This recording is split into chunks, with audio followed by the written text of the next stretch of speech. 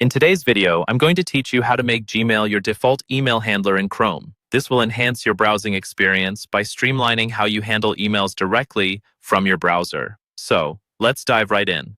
First things first, you'll need to open your Chrome browser. Once you have Chrome open, make your way over to the far right corner of your screen and you'll see three dots arranged vertically.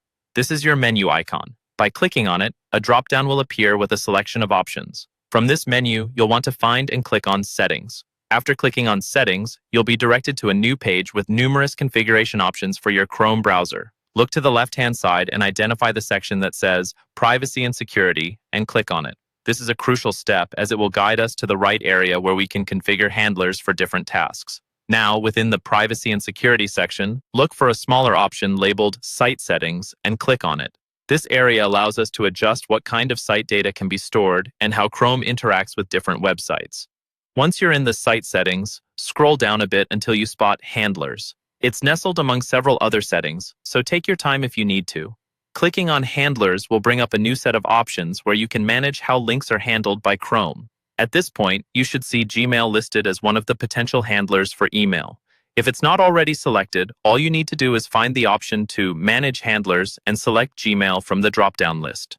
This will set Gmail as the primary handler for any email actions initiated in Chrome, meaning that clicking on email links will open them directly in your Gmail account. There you have it. You've successfully set Gmail as your default email handler in Chrome. This should make your emailing tasks not only quicker, but also much more integrated with your daily browsing.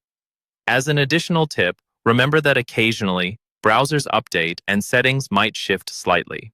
If you ever find that this setting doesn't seem to be working as expected, revisiting these steps should help re-establish the right configurations.